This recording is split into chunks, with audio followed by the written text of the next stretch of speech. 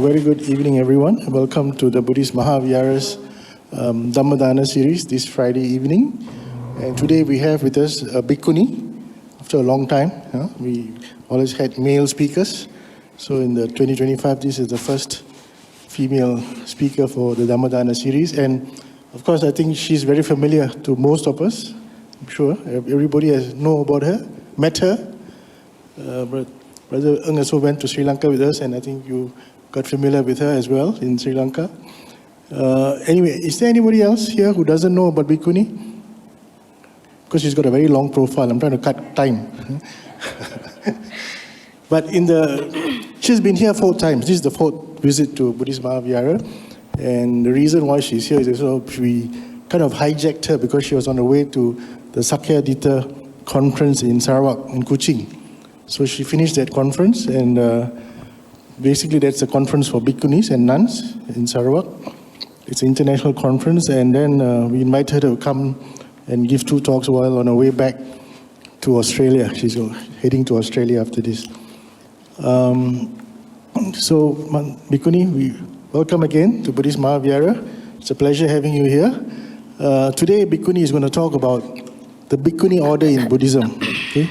And that's something very related to her, especially, and of course, coming from Sarawak and the Sakya Dita conference, I think she can speak about some of her experiences there with meeting other bhikkhunis in Sarawak. And let's hear it from Bhikkhuni Subhagya, this evening speaker. Bhikkhuni?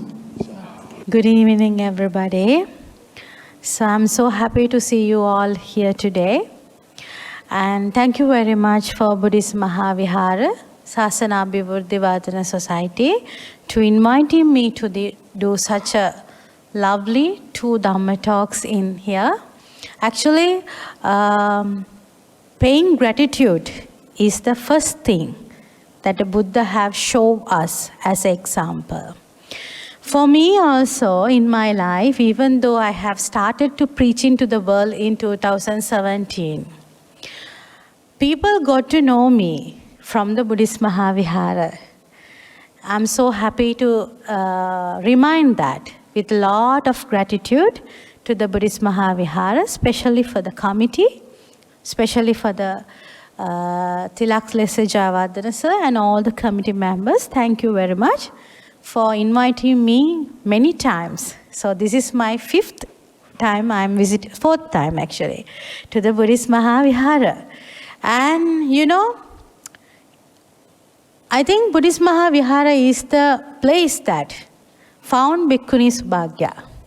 I learned many things, I correct myself many things, and I got a lot of experience, which helped me to become a more respectable, more educated, as well as more useful Buddhist nun to the world. Okay.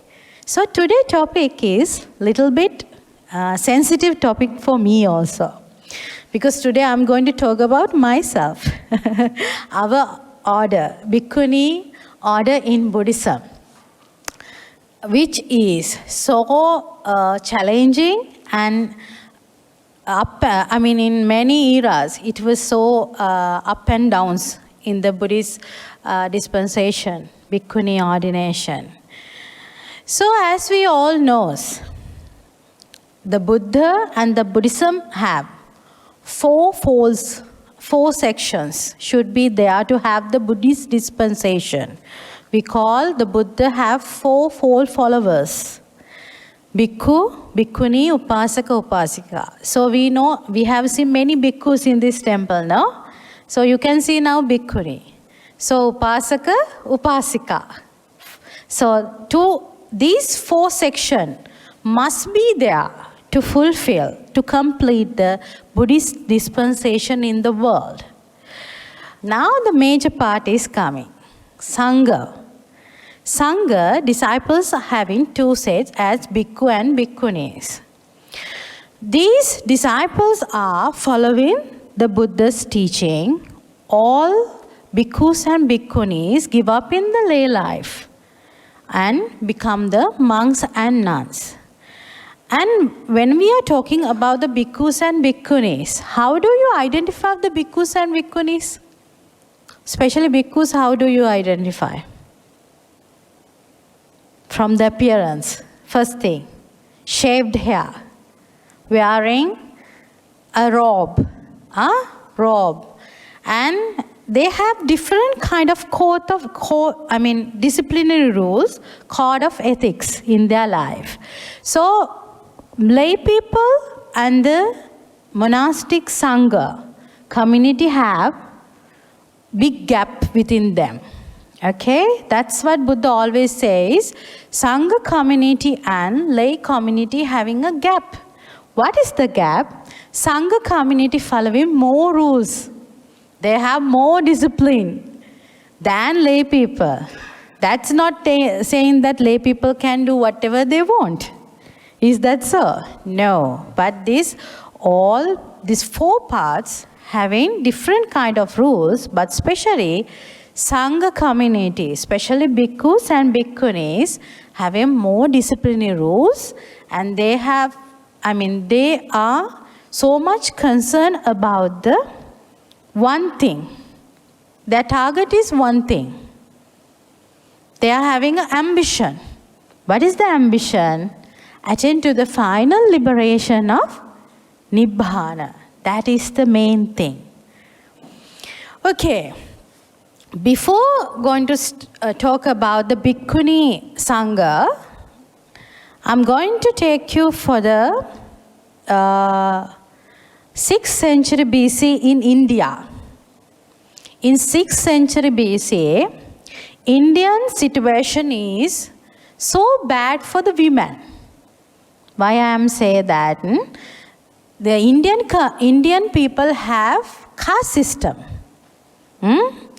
The caste system, even though they follow the caste system, they kept the female under the caste system also.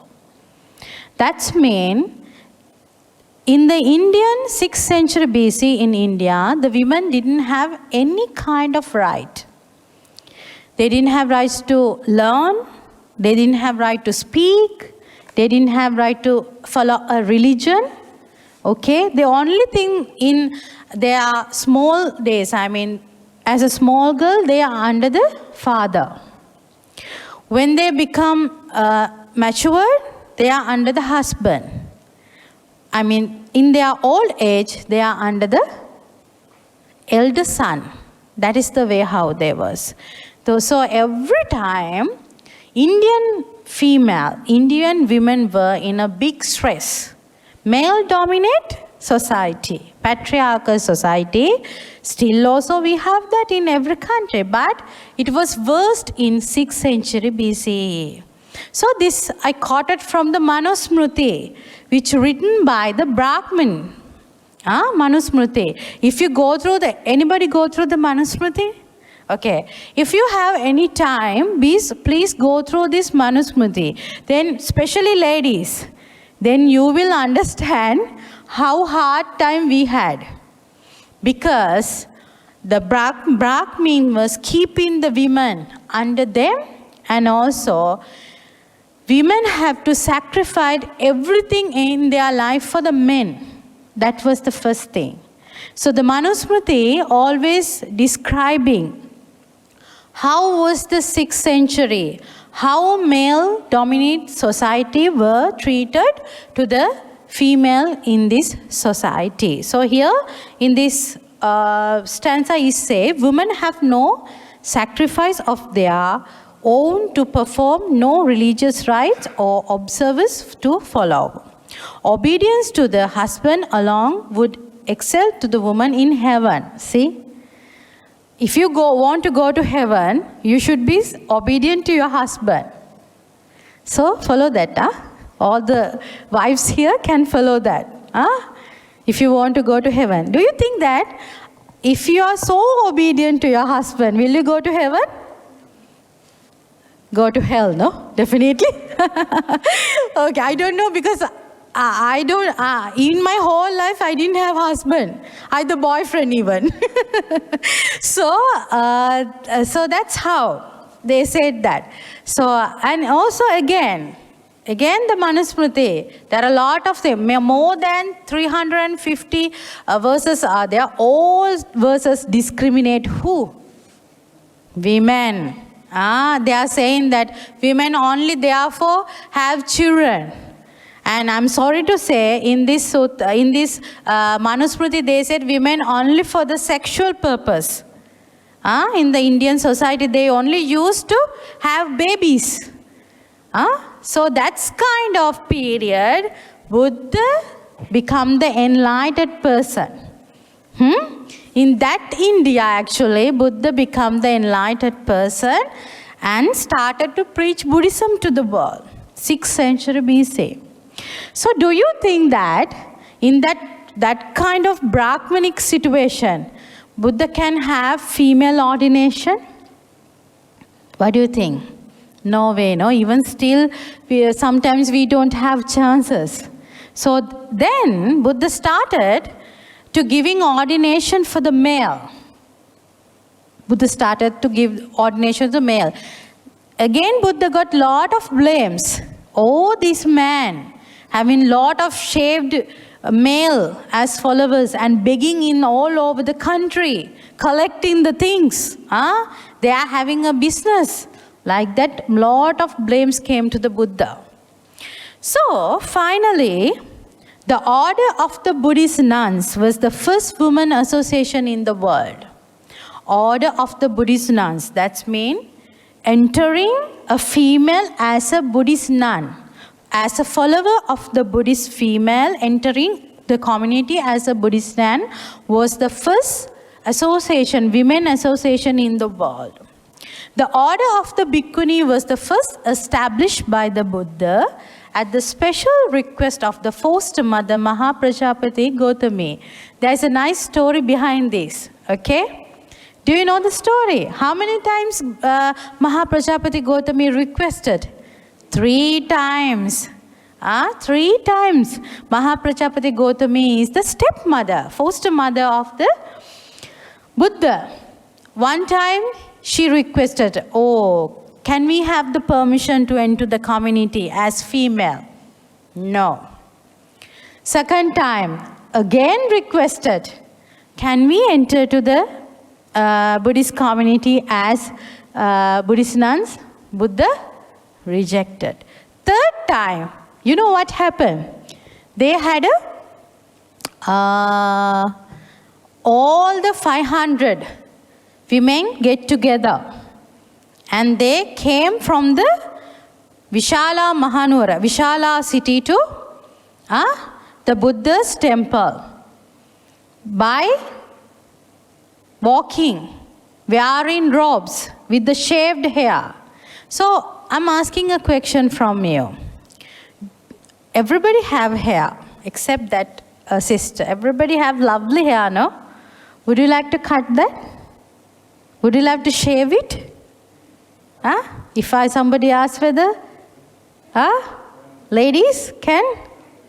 Okay. Now think, most of the ladies think that all the beauty is under the hair. That's why they are putting colors, they are putting haircuts, they are putting some things to the hair because they think that the beauty comes with the hair. So think the queens, they were queens actually, queens they were. And they had all removed their hair, shaved hair. And they had a lot of fancy dresses, no? Fancy dresses. They all left the dresses and were like me. And they all came to see the Buddha. Now, nobody opening the gate. They were near to the temple and nobody opening the gate. And Maha Prajapati Gautami started to cry. Why? Saying that when your mother died, I'm the one who look after you. I didn't pay attention for my children.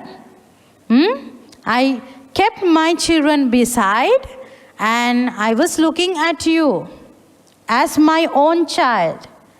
Now, you have become the Buddha, and why don't you give me a chance to enter to the Buddhist community? Now, this was heard by the Venerable Ananda. Venerable Ananda is the one of major character, always supported to the Bhikkhuni order in our Buddhist dispensation. And Venerable Ananda went to the Buddha and said, see, this lady is crying. Think 500 ladies crying in front of the temple. How it was. All the ladies crying. And when the ladies crying, so loud, no? So they had a picketing actually. The word is they had a picketing. And Venerable Ananda went to the Buddha and said, this is not fair. Why? Do you think that female cannot attain to the enlightenment? The Venerable Ananda asked from the Buddha. Then that time Buddha said, no, Venerable Ananda. Female also, women also capable to attain to the final liberation of Nibbana. But I will get lot of blames from the society. Why? The keeping the monks and nuns together. And we are in the Brahmanic society. What will people say? Because in Brahmanic society, they never give any religious freedom. Then Buddha said, okay, because of your concern and because of I rejected 2 times, I will give the permission to enter the females as Buddhist nuns to the community. That was the first time in our history and also world religious history. First time a female person entered to as a community member. But Buddha didn't give her ordination very easily. There are a lot of rules and regulation to follow. And nuns' ordination was started after 5 years of monks' ordination. In other words, 5 years of Buddha's enlightenment. 5 years. And the established Bhikkhuni order after accepting 8 rules, Attagaru Dharma, we call 8 heavy rules. This is Sache Ananda Maha Prajapati Gomi Attagaru Dharme Patighati Savasatta Hoti Upasampada. Chulavagapali, the second version, it says that Chulavagapali is under the Vinaya Pitaka. So you can find it. Attagaru Dharma. Buddha says that if Maha Prajapati Gotami accepting these 8 rules, I'm going to agree to give female ordination. Okay. 8 means, Atta means 8. Garu means very heavy rules. We see what are the rules? Okay. These are the heavy rules. So, I have done a research regarding this actually. I have a research paper also regarding this. It's another topic. I don't know whether if I come 5th time to the Malaysia, I will do special Dhamma talk regarding Attagaru Dharma because I have done whole research regarding this. So I have the critical analysis and fair analysis, all the things. But when I'm studying as a brief induction, when I go through these 8 precepts, these 8 rules are in Sanyutta Nikaya Gotami Sutta. We call Sanyutta Nikaya Gotami Sutta. So, we can see this Gotami Sutta, we think that is a later addition actually. Later addition, because some of the rules in Attagaru Dhamma, we can see again in the Vinaya Pitaka. Same rule repeating twice. And also, some rules are not so fair. Okay, some rules are not so fair.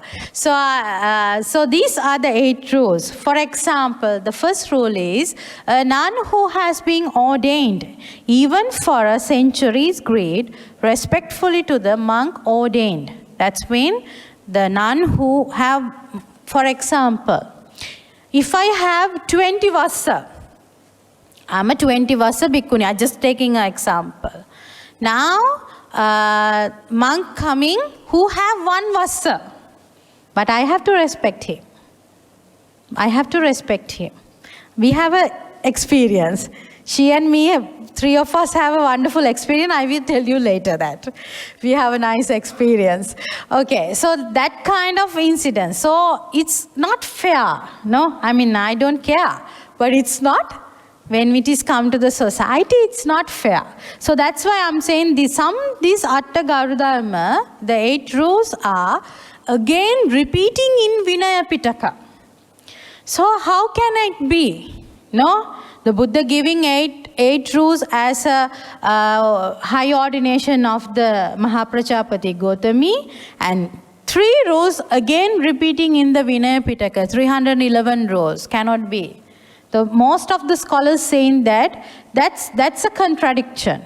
It's a critical analysis. So so one day I will do a full Dhamma talk regarding this. So this is the 8 Atta Garudharma, 8 heavy rule, which is, in one way we can acceptable, but maybe that we can think Buddha put these rules because of the social safety, security purpose, because biological purpose, we can see like that.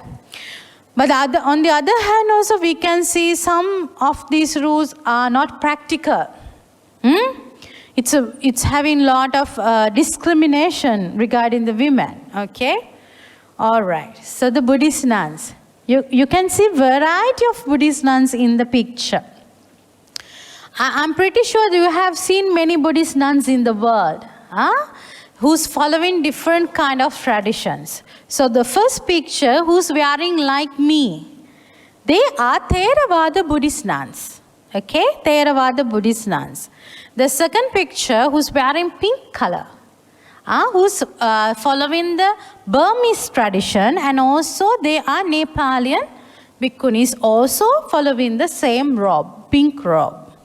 And now the fourth one, mostly Vietnam and Korea, Mahayana tradition, they use like this. And the fourth one, Tibetan tradition, who's followed the Dalai Lama, Tibetan tradition. Even though these Buddhist nuns having different kind of robes, even though these Buddhist nuns are following different kind of rites and rituals, but they all following the fundamental teaching of the Buddha. They all following the same teaching of the Buddha. So I'm talking about my Dhamma talk is based on mainly Theravada Buddhism, because I'm a Theravada Bhikkhuni, so I can give you more details about the Theravada Buddhism. But when we compare in Theravada, Mahayana, Tibetan and the Burmese tradition, the all traditions having very small differences, not any big differences.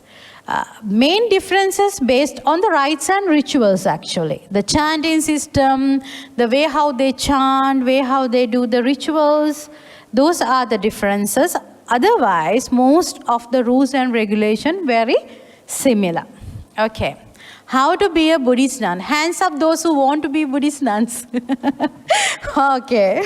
So the one who interested can follow these steps. Okay. The female who like to give up the lay life. Give up the lay life is very hard. Would you like to leave your husband? Would you like to leave your children? Would you like to leave your mother, father? For me, I became a Buddhist nun when I was very young. So I left my mother and father, which is so hard to do, especially for a girl. But maybe it's sansaric, my passion, we have done that. So it is not an easy thing to give up all the lay life and can enter the Bhikkhuni community with the permission of the parents and elders. And also guardians. If you marry, you have to get the permission from the husband. If you are not married, if you have your parents, you should get permission from the parents. If you doesn't have parents, you should get permission from your elder brother or somebody who have the responsibility of you. So I'm going to tell you a story. When I want to be a Buddhist nun, my mother was really happy. Okay. But my father, didn't happy that I'm going to be a Buddhist nun. So he didn't give the permission. So until I'm getting his in writing permission, I have to stay in the temple. You know, he took more than 8 months to give the permission. Okay, so I was waiting. Normally we are having a training period, nearly 1 year. So I left the house and went to my nunnery, and so I was waiting. My mother gave me a letter to the chief nun that I give my permission to enter my daughter to the community, but my father didn't give. So I was so upset, and if he didn't give, I cannot enter to the community. So I have to wait until his permission. So after 8 months, he came to me. Are you sure that you want to do this? He was asking me. I said, yes. Okay. Keep this in your mind. If you enter to the community, you cannot come back home. You have to continue as a bhikkhuni until end of your life. And that is the advice my father gave, which I always respect. And the other thing, the second one he told me, always keep in your mind, we didn't ask you to be a Buddhist nun. You wanted to be a Buddhist nun. Okay? So you have to take all the responsibilities. So I always think that whenever I do something, that always come to my mind. And also he told me, actually my mother was always outgoing person, very flexible. My father was not. And he told me again, becoming a Buddhist nun is not an easy thing. You will have lot of hard time. Actually, I had lot of hard time. And also you will have lot of easy time also. But you have to bear the same thing in a same way. So he gave me a permission. So that's like that. Every person, every female who wanted to enter to the community should have permission from the parents, elders, husband, or whenever the person who is responsible for you. She must be observed under the supervision of a teacher, especially senior bhikkhuni. Even I have seen many female ordinations are done by male. The bhikkhus doing lot of giving ordination for the female as a bhikkhunis, but it's wrong. The first thing is, every female who enter to the community must train under the senior bhikkhuni. That is the first rule Buddha enacted. She must train at least 1 year as a lay upasika, 8 preceptor, as temporary stayer in monasteries. That's mean, 8 precepts? Everybody, sometimes you are taking 8 precepts. You should train yourself at least 1 year as by observing 8 precepts in the temple. After training period, if the teacher accepts and have confidence, she capable to be a nun, then she can enter the community as Dasasil Mata. Or Samaneri Pabbhaja. Actually, Dasasil Mata means Gruhatta Dasasila. We call Gruhastha Dasasila. Dasasil Mata is just having 10 precepts. But Samanera means Pabbhaja Dasasila. That means the one who focus in the high ordination. Have you seen mechis who's wearing white in Thailand? Mechis, they follow 10 precepts. Sayali, no? Sayali, yeah. They also following 10 precepts as Gurhastha Dasasila. They are not having high ordination or Samanera. If you are happy to have high ordination, you should have the Samanera Pabbhaja Dasasila. After completing 2 years of Samanera, she can request to get high ordination from the Pavattini. Pavattini means your teacher. Okay? after completing 2 years of samne, not an easy thing, you know. Sometimes we see, especially in this conference, I identify many countries are not following these steps. After 6 months, they give high ordination, which I was surprised to hear that actually. Because Sri Lanka, we following these rules and regulation according to the Buddhist teaching. So high ordination is only done in front of the dual Sangha. We only can get the high ordination, Upasampada, in front of the dual Sangha, means Bhikkhu and Bhikkhunis, both should be there. Only Bhikkhunis cannot give high ordination. To have the high ordination, Bhikkhu Sangha, male Sangha also should be there definitely. Okay. High ordination, you have 311 Vinaya rules. Not an easy thing. Even can you say 5 precepts? Just think. When you go through, it's really hard to say 5 precepts even. No? So just think about 311. But these 311s, Buddha always said, there are some situation. All these 311 Vinaya rules, we cannot put in a practical way. For example, if you follow these 311 Vinaya rules, Bhikkhuni cannot travel along. Okay? So who's going to sponsor for my other person coming with me? Who's going to have the other things? Who's going to give all the comfort for the person who coming with me? So some scenarios, some situations, we have to apply these things in a practical way. Another example, Bhikkhunis cannot pluck flowers. Cannot pluck flowers. According to these Vinaya. Now you are looking at what nonsense saying. I can see your faces. They are looking at me, what nonsense this person. Yeah, these are in this Vinaya. But it's not practical. Because these 311 Vinaya enacted in 6th century BC. In that era. So when we are coming to this 20th century, sometimes these are not practical. Okay, so however, we have 311 Vinaya, you know. In Mahayana, Vajrayana and Tibetan, they have more than 311. The Tibetan, they have 386, I think. They have more. Then, if you choose Theravada, okay? Which will be really easy for you all. Okay. So when we talk about the history, there were many clever and smart Buddhist nuns in the Buddha's era. You know, in the Buddha's eras, the Buddhist nuns were really capable as monks. Okay?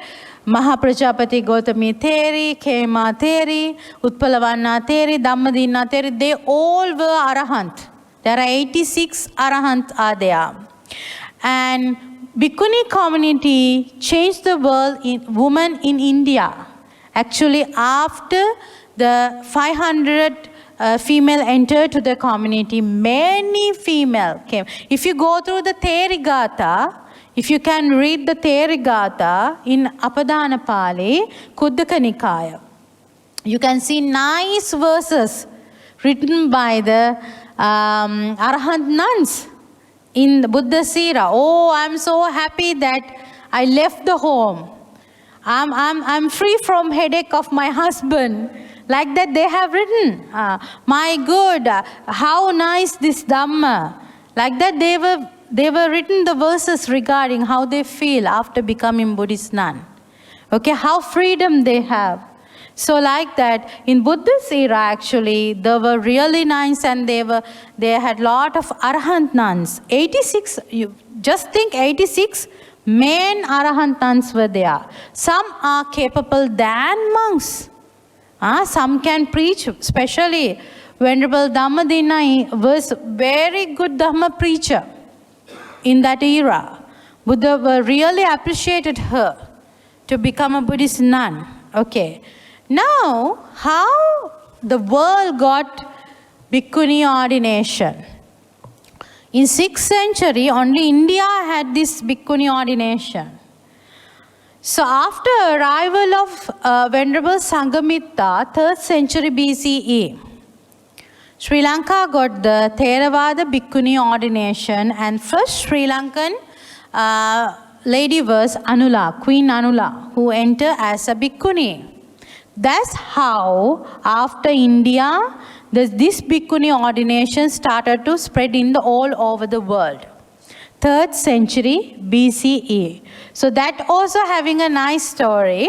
Actually, Venerable Mahinda came to Sri Lanka with the intermediation of the MP Ashoka, and Queen Anula wanted to enter the Buddhist community as a female candidate. Then Venerable Mahinda, Arahant Mahinda said, we cannot. We cannot give permission you all to enter to the community. There should be a Bhikkhuni. So then he invited his sister, Arahant Sanghamitta, with the branch of Sri Maha Bodhi. Actually, in India also, Bodh Gaya, they have the 5th Bodhi tree, I think. 5th Bodhi tree. But in Sri Lanka, Anuradhapura, we have the same Bodhi tree still alive in the Sri Lanka. If you want to see magic, come to Sri Lanka. Okay? All right. According to the history, 1,500 years ago, Sri Lankan Bhikkhunis carried the Bhikkhuni order to China. Bhikkhuni Devasara actually carried with the Sri Lankan Bhikkhunis, went to the China, and hence to Korea and Taiwan. See how Bhikkhunis, Sri Lankan Bhikkhunis leadership? In that era also, 1,500 years ago, they gave the high ordination to the China, China to the Korea, Korea to the Taiwan. Over the centuries, Bhikkhuni orders thrive in these countries. Still, they have very good, strong Bhikkhuni, especially in Taiwan. You know, in Taiwan, Bhikkhunis are the one who runs the Buddhist dispensation. They have all the priorities. And Korea, actually, I would like to see, in the recent conference also, I saw the unity of the Bhikkhunis, Korean Bhikkhunis unity. They work always as a group. They don't have personal, private goals. They always have the common goals. They always cheering each other. And I was the first speaker to the conference, you know, and one and only Sri Lankan. When I'm standing, I was thinking, the opening ceremony, I have to speak firstly. I was thinking, my goodness, what will happen to the whole conference? All the Korean Bhikkhunis stand up and they put their hands together and cheer up for me. See how unity they have? So they always appreciate each other. That's I saw in these Korean Bhikkhunis. I learned that also. Korea have a very strong, they are healthy, and the Korean Bhikkhunis are so wealthy. They are so powerful. And they are the one, they are always working, helping to the countries. They have a lot of social work. And they have a lot of peace and harmony in the Korean Bhikkhunis. And unfortunately, in 11th century, Sri Lanka lost the Buddhism, as we all know. Bhikkhus went to Thailand and saved, most of the bhikkhus went to jungles and went to Thailand, and they saved the Buddhism. But, you know, females, really hard to do. So we lost the Bhikkhuni ordination in Sri Lanka. In 1905 was resorted, and 1996, high ordination took place. Thus, the Theravada Bhikkhuni ordination were re-established. In 1996, in India, Saranath, 10 Sri Lankan Bhikkhunis were well trained. I don't know, have you heard about Bhikkhuni Kusuma, Sri Lankan Bhikkhuni? She was the first one. And she went to Korea and studied about the high ordination, all the Vinaya rules and everything. And they done in 1996 in Saranath, which not accepting until now. And again, 1998, another 20 Sri Lankan Bhikkhunis in same place, Saranath, with the intermediation of the Maha Bodhi Society of India and also Dambulla, Siam in Sri Lanka, Siam chapter Dambulla, Inamaluwe Nayaka Hamdru, Nayaka Chief Monk, intermediation they did, high ordination, which are still not acceptable in the time. Okay, challenges. I put my picture because I'm the most challenging, I'm the most bhikkhuni who always facing for a lot of challenges. Okay, so what are the challenges? Now you know the history, how it has become. The challenges, the first one is not accepting the high ordination lineage. Still, Theravada countries, Theravada bhikkhus, especially Sri Lankan bhikkhus, they are not accepting bhikkhuni high ordination. They think that 1996, because we took that from Korea, they forget that we are the one who gave to Korea. For example, now Sri Lankan bhikkhus gave their high ordinate to the Thailand. And 11th century, we lost the high ordination in Sri Lanka and they went and brought back to the Sri Lanka. But they are not accepting, we are the one who gave to the Korea and we brought that again to the Sri Lanka. Same thing happened, but they are not accepting that. So Sri Lankan bhikkhuni, not all Sri Lankan bhikkhunis, all the Theravada bhikkhunis in this world are in a big problem. Because the monks are not accepting the lineage. They are saying that no, there are no bhikkhunis.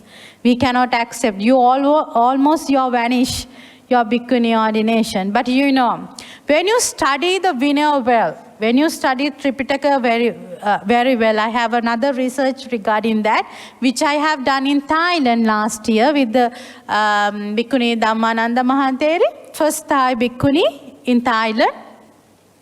So we can prove that this is the correct lineage, what we are carrying from the Buddha up to today. So, but still, you know, when the wife says something, husband never accept, no. That is something in the society, no.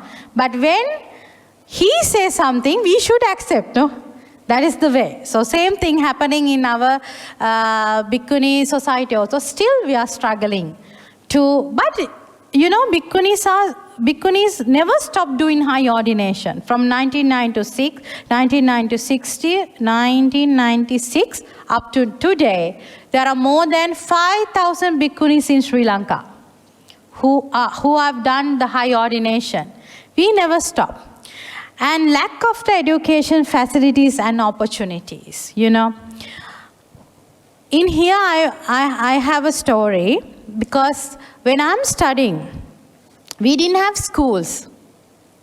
I went to government school as a girl because bhikkhunis didn't have, as a Buddhist nun, bhikkhus have schools. We call Pirivana. All the small, have you seen small bhikkhus? Monks, they have schools. And the government also sponsoring them. Okay? But when we were studying, we didn't have schools. We went to this government schools as the normal children. So none of the government, any government didn't give any scholarship or any intermediation for the education of the Buddhist nuns in Sri Lanka. This is happening in every other countries actually. Happening in every other countries. So most of the time they gave all the facilities to the Buddhist monks, which I really appreciate because they also have to study themselves. But when we see the history of Sri Lanka, in 1986 actually, there was a very nice, when I'm reading the history I got to know this, there was a really good nuns who were capable to speak in English also. But she disrobed. Why? She didn't have chance to do the higher education. Nobody accept her with the robe to the school. Nobody accept her to the university with the robe. So, 2017, I'm so happy to say, I'm also a member of that committee. We got 12 schools to the Buddhist nuns. First time in the history in 2017. Now Sri Lanka, we have 12 schools.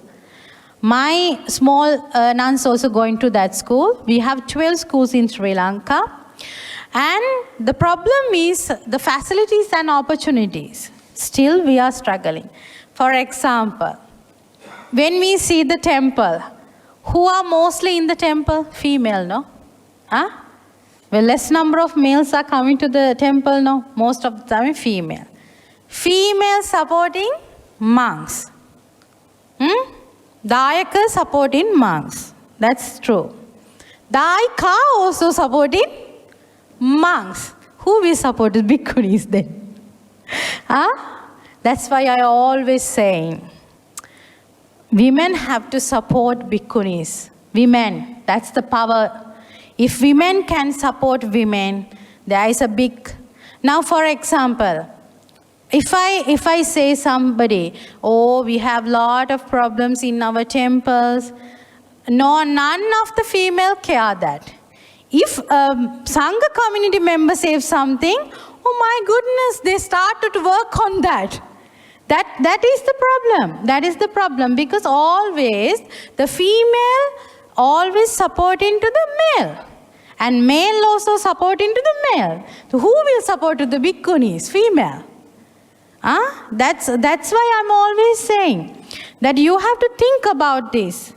Maybe that I will be punished after this speak, I don't know. But I'm speaking truth. Always in our country, Sri Lanka or any other country, that this was actually, we were discussing this in the conference also. Because in Sri Lankan temples also, female are getting more priority. I mean the Dayakas, female devotees, they are in the leading. In every country like that. But they never think about, oh, we have to support the bhikkhuni ordination. We have to support the bhikkhunis, which coming, as females. So we have to think. That's why most of the time, still in everywhere, in all over the world, bhikkhunis are still struggling about the education, still struggling about the facilities and opportunities. For example, now, for me actually, I'm happy that because of the committee, I got a chance to preach in the Buddhist Maha Vihara. No? But when we concern about the many other societies, most of the time, preachers are bhikkhus, which is I really accept, which is I always respect. But there are a lot of capable bhikkhunis in this world who can preach, who can do meditation program, but they never get opportunity. Maybe sometimes the high priest of the temple not accepting. No, only bhikkhus can preach. No, bhikkhunis, lot of problems they think. Like that. Maybe that people don't want to have... for me, actually, this is patriarchal society. Always male dominate. Think that male should be. I can see all the ladies doing like this. I'm so powerful. Okay. All the ladies doing like this, so I feel so powerful. Okay. So I think that because, in my life, I have a lot of experience. For my 34 years, I have a lot of experience. When we speak, nobody listen. Okay, nobody listen. Okay. When monks speak, everybody listen. So, but both of us saying the same thing. So what the problem? Problem with whom? Problem with whom? Problem with the people, with the mind setup. They always think they are the one who creating these up and downs. They are the one who creating this superiority and lowerity. I think so. If you are capable to accept same way, then everybody will accept that. For example, if you as dayakas, if you as devotees treat the bhikkhunis and bhikkhus in same way, nobody can say no. Nobody can say no. If you giving chance to sit bhikkhunis and bhikkhus together, nobody can say no. If you do the same thing, this problem never sort out. Never sort out. And the other thing is, the many bhikkhus, we can see, in Sri Lanka also, after education, they disrobe. Most of the time they disrobe and they want, that's good. If you cannot stay in this community, better to disrobe. It's okay. Okay? But, even though we don't have much facilities, even though we don't have opportunities, we cannot say, very minor incidents, never, in my whole life, I only saw one incident, by bhikkhuni disrobing. They are staying in the dispensation. They are continuing the work with all the determination, with all the problems. But they continuing. But if small minor thing happen, for example, if I do the same thing, will you accept me? Always I'm asking that question. If you, for example, if monk and nun, monk doing wrong thing, there are a lot of people say, ayo, it's so sad to see. We'll give another chance. But if the female do something as a bhikkhuni, never give chance. Because the mind set up, they always think male dominant. They always think, I'm not blaming to the male actually. I'm giving you the actual picture. So that's this thing have to take off from the mind. We don't want to bother about the male or female. All are human. All are human. So we all have the same opportunities. We all have the same body. We all going the way, coming and going in the same way. So why don't we have differences? Bhikkhuni have to sit far away from the bhikkhus. Sometimes in my life, we have good experience. Because she and me have done a lot of work together, we have a lot of experience regarding that. I have a lot of experience when I'm go for a ceremony or something. Even though I have ordered for a long time, I have to sit back. It's okay. Because back also can see everything. I don't mind. Sometimes I have to sit far away to the bhikkhus. Just like I have some sort of a skin problem or some illnesses, I have to sit far away. Okay? So these things have to change. Because, if these things not change, this community will not long lasting. If you are not helping for the bhikkhunis, the bhikkhuni community will never long lasting. And lack of the sponsoring and support that should be. Actually for me also, I have faces that kind of lot of problems. I can see many countries. For example, in Nepal, one bhikkhuni was, we had a nice chat in the conference. She was saying how struggling. She's struggling a lot of. Why? To do the education. She says sometimes monks having lot of things, but they never share, and also nobody coming forward to help them. So why? Why this? Oh, that's mind setup. You always seen monks are superior than nuns. That's monks are in up than nuns. No, we all, Buddha kept in the same level. Beside Buddha, there were 2 monks and 2 nuns. 2 greatest nuns, 2 greatest monks. Buddha didn't have this separation. discrimination under male-dominant dispensation, actually. Still, I'm also, even though I have a voice, even though I can speak languages, even though I'm some sort of educated, still I'm facing these problems. Sometimes I don't want to see because I don't want unwanted problems in my life. So I'm escaping the places and go. Better to escape than having struggles. Still we have that. So who have to change this? Who have to change this? You have to change this. We cannot change this. You have to change this in the society. And also lack of security. We know that female need a security every time. So sometimes bhikkhunis were really how can I say? Sometimes they have to face unwanted and unexpected situations.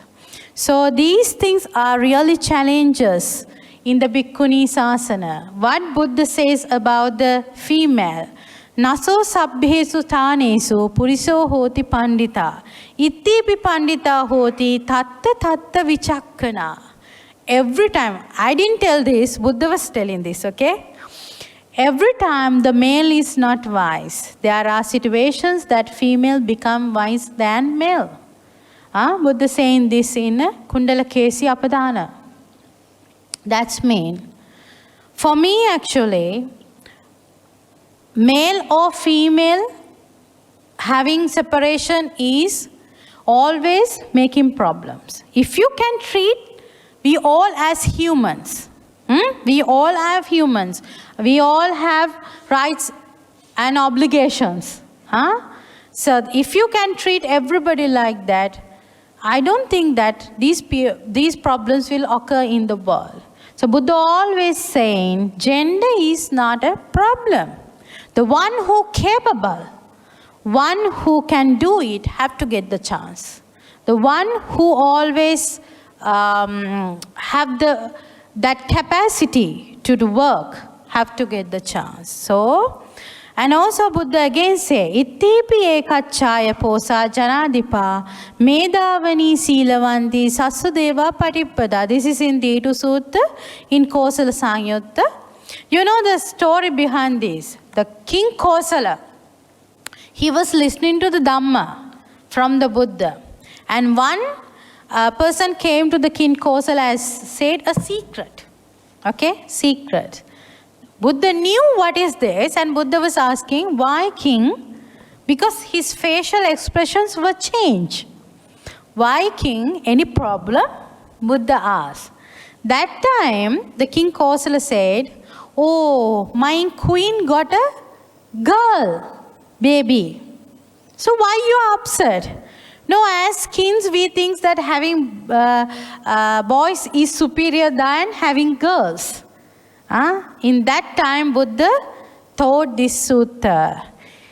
It's not important that you are male or female. Important it is to be a good human being and develop your spirituality, benefit for you and others. That is the more important thing. So, Bhikkhuni ordination is not an easy thing. Not an easy thing. So, everybody think that become a monk or nun, oh, very easy. What they have to stay in the temple and giving alms, eating and doing the things and just stay. No. If you want to practice that, be a monk or nun. Then you will understand the reality. How hard is it?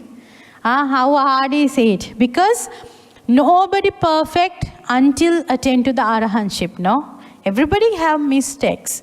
So even as human beings, we also have mistakes. Even though our target is Nibbana. But we cannot do the major mistakes. But we can have small mistakes, no? But being a community member, especially for the female, not an easy thing. In my life, I met lot of ladies who coming from different countries. By seeing us, oh Bhikkhuni, I want to be a Buddhist nun. Oh Bhikkhuni, can I follow you? Like that. I always say, think twice. My advice is, think twice. Why everybody cannot do this? I know that. Because to be a Buddhist nun, you should have big, how can I say, big power in your body and mind. And also you have to follow 8 worldly condition. Maybe that you get appreciation and maybe you get blames. Sometimes you have the both in your life. So Bhikkhuni ordination is not an easy thing, but very useful if you are always targeting the final liberation of Nibbana. Always trying to control your mind, verbal and body action. So now after listening this Dhamma talk, raise your hand those who want to follow me. I'm pretty sure none of you, because it is not an easy thing. So, but my request, support Bhikkhunis. Because if you are not doing that, nobody is there to do that. You know, there are more than enough support for the male monks. I'm so happy regarding that. That they have a lot of support from the people, devotees. And also, you should support Bhikkhunis also. We also part of the Buddhist dispensation. Is that so? And support to the Bhikkhunis who's doing education, because they are the one who can change the world. They are the one who can take this, take this to the world. There are Bhikkhunis. Now, because of I can speak English, today you got to know what is Bhikkhuni ordination, how to be a Bhikkhuni, what are the problems that Bhikkhuni is facing. So we can speak to the world. We can take the message to the world. So don't stop to help in bhikkhus also, but pay your attention to the bhikkhunis also in this world. Okay? Because I always think that if the women can support another woman, it is more powerful. Because they can understand. They can understand very well. Your own person can understand very well.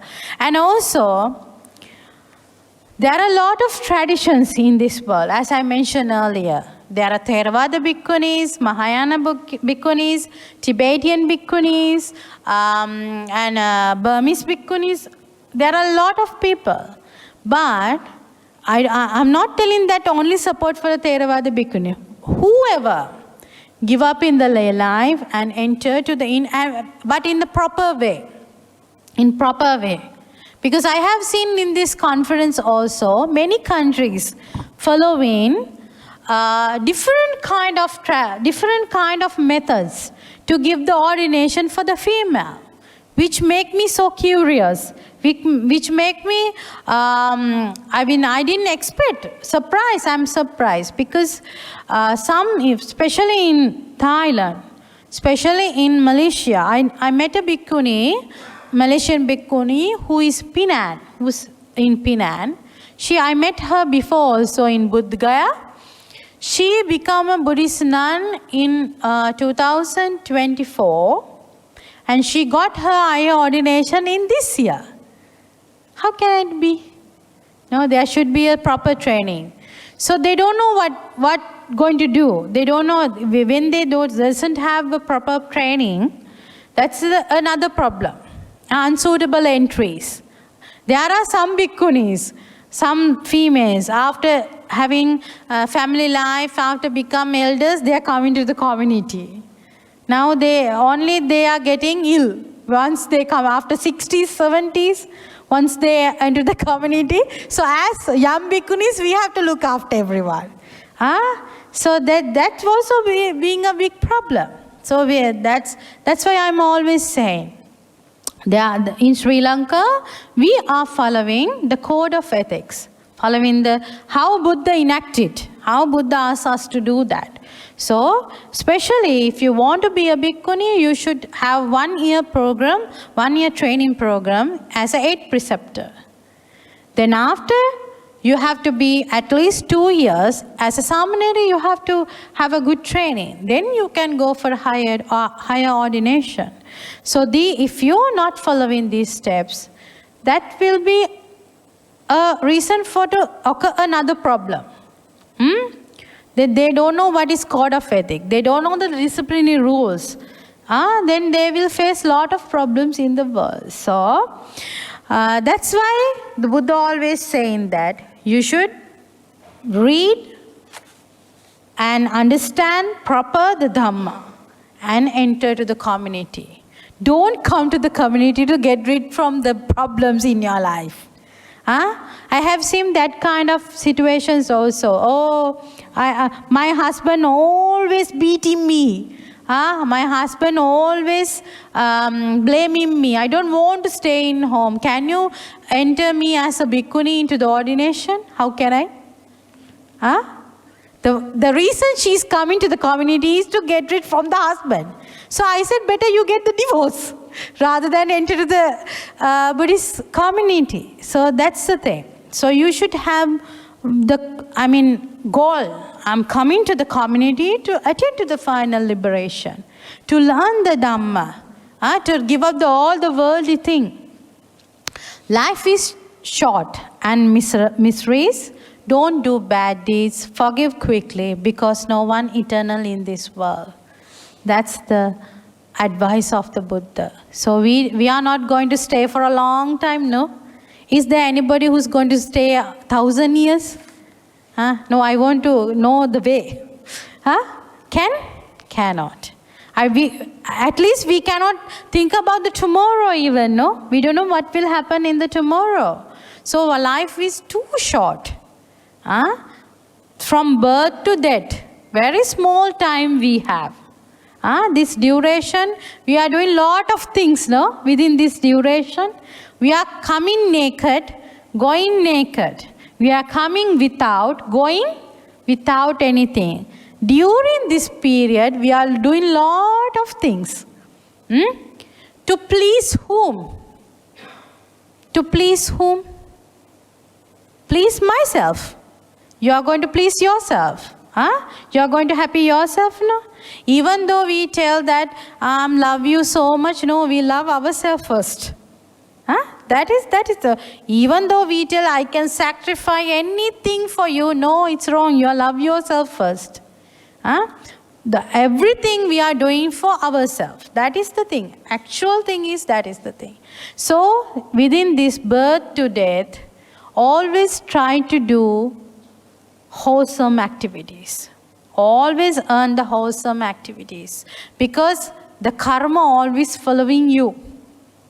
Always following you. What is karma? What is karma? Action. The actions, what are you doing? Whenever the actions you do, definitely follow you. My action is not following you. Your action is not following me. What we are doing, the consequences or results will come to ourselves.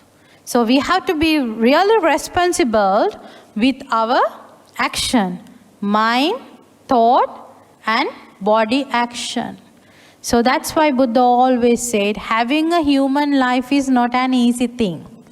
Having a beautiful, how beautiful these ladies are. Having a beautiful human life with all the comforts. You have good ears. You have good eyes. You are capable to understand something. Having this kind of life is not an easy thing. So you have done a lot of merits in your past life. So develop that. You have to practice yourself. Be a good human being to the world. So one day we all die, no? We all have to die, no? When we are dying, oh my God, thank God he died. If somebody says like, are you happy? Are you happy? No. If somebody says, what a wonderful person. Oh my God, I'm so sad. He have done a lot of good things to the world. Very kind-hearted person. Very obedient person. So I'm so sad this kind of good person died. That is the validity. That is the validity. So give that validity to your family, your society, and the old people around you. Okay. So today we are coming end of the Dhamma talk. It's almost 1.5 hours you were listening to me. Boring, huh? So boring. Okay. However, I'm so happy to give some sort of ideas regarding Bhikkhuni dispensation, how we start and how was it gradually developed, what is the situation now. So all these merits we accumulate, we will grant all these merits to all the devas. May devas always protect all of you. And by the power of all these merits, may devas attend to the final liberation of Nibbana. Say 3 times, sadhu, sadhu, sadhu. And we will share and we will transfer all these merits to the one who opened the gates for all the Malaysian to become Buddhists. Our late chief, most respectable, Kirinde Dhammananda Mahanayaka Thera, may, by the power of all these merits, may he attend to the final liberation of Nibbana. By the power of all these merits, we will share these merits with the present chief, with the permission to save the name, most respectable Kirinde Dhammaratana Mahanayaka Thera, and all the monks and the nuns who staying in the Buddhist Maha Vihara. May they be well, happy and peaceful. May they have long, healthy life with full of happiness. Finally, may they attend to the final liberation of Nibbana. And also, we will practice 1 minute metta meditation. We will spread metta to all over the world.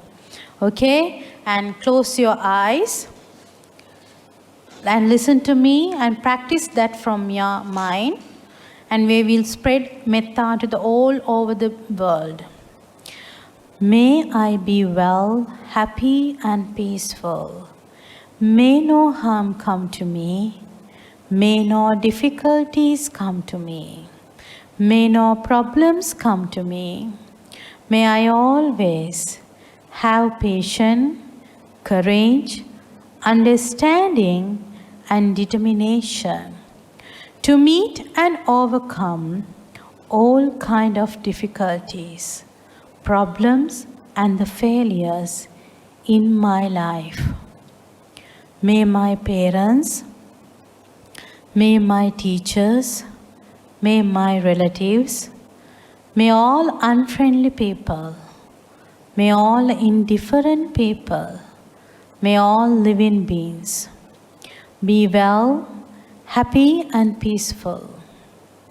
May no harm come to them. May no difficulties come to them. May no problems come to them.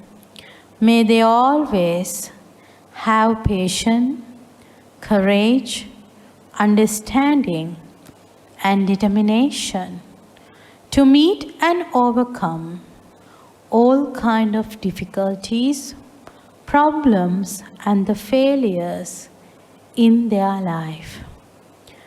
May all the beings free from mental suffering.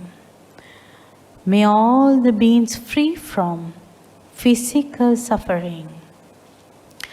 May all the beings attain to the final liberation of Nibbana.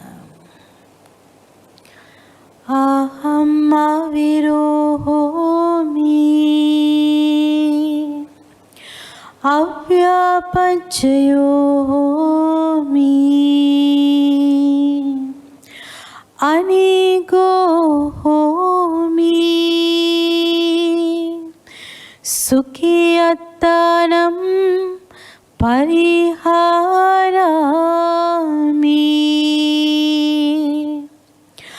avirahuntu avyapachayahuntu anigahuntu Sukhiyatanam pariharantu.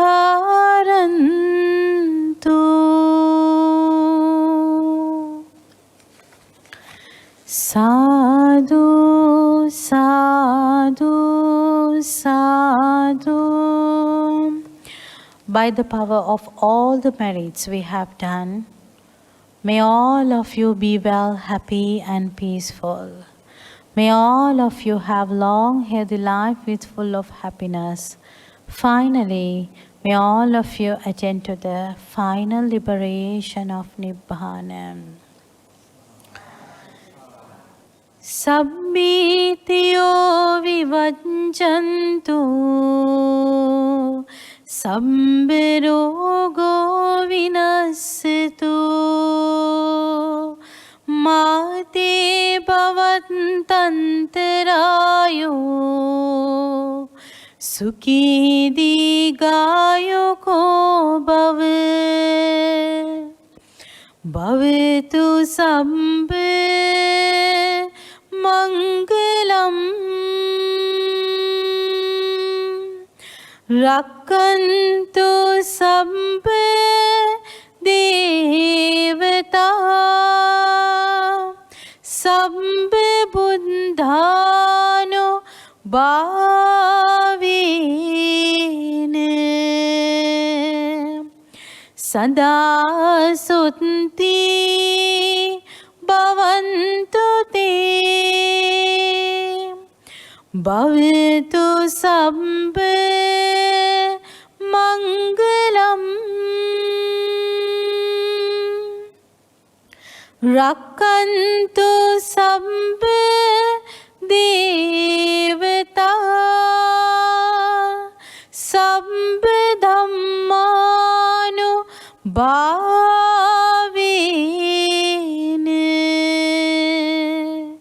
Sada sutti bhavantu te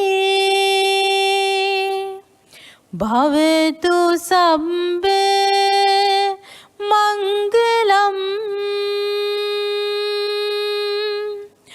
Rakkantu sabbe devata Sabbe sanganu bhavine